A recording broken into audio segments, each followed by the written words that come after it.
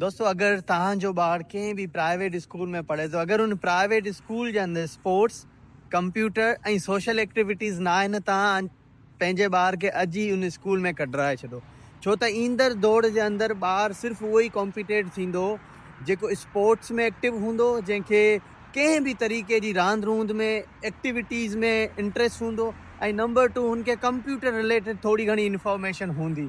ऐं असां वटि अनफॉर्चुनेटली स्कूलनि जे अंदरि सिर्फ़ु ऐं सिर्फ़ु मुंहिंजो हेॾे हींअर जीअं थेलो भरियो पियो न, ॿारनि खे हेॾो कुल्ले ते थेलो भराए ॾींदा आहिनि जंहिं खां हुननि जी बेक मुतासिर थींदी आहे, न हुननि जा कद वधंदा आहिनि ऐं न ई हू एक्टिव रहंदा आहिनि। छो त हुननि खे हिकिड़ो कॉपियुनि जो भार ॾिनो वेंदो आहे ऐं हिकिड़ो कॉम्पिटिशन आहे असांजी स्कूलनि जे अंदरि त भई ऑक्सफोर्ड जो पढ़ाईंदुसि, को चवंदो कैम्ब्रिज जो सिस्टम पढ़ाईंदुसि। त इन कॉम्पिटिशन जे दौर में ॿार जो जेको ज़हन आहे न, उहो खुलंदो न आहे।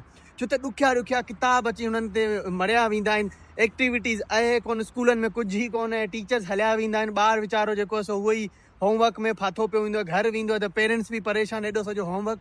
जर्मनी जे अंदरि स्कूल सिस्टम में होमवर्क वारो कोई सीन एतिरो आहे कोन।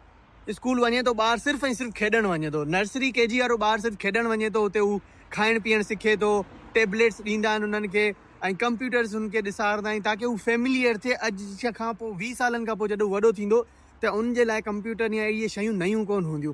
त कोशिशि कयो पंहिंजे ॿारनि खे को करिकुलर एक्टिविटीज़ में एक्टिव कयो। अॼु संडे आहे, तव्हांखे मां छा ॿुधायां, ॾिसो रोड सॼा ख़ाली पिया आहिनि, हींअर को बि बंदो तव्हांखे रोड ते नज़र कोन थो अचे। अगरि हिन वक़्तु असां पार्क में वञूं, हर फैमिली पंहिंजे ॿारनि खे पार्कनि में वठी वेई हूंदी। ऐं इन ई जे करे मां ज़ोर भरींदो आहियां, छो त हाणे जेके वॾा थी विया हू त पंहिंजो टाइम कटी विया आहिनि।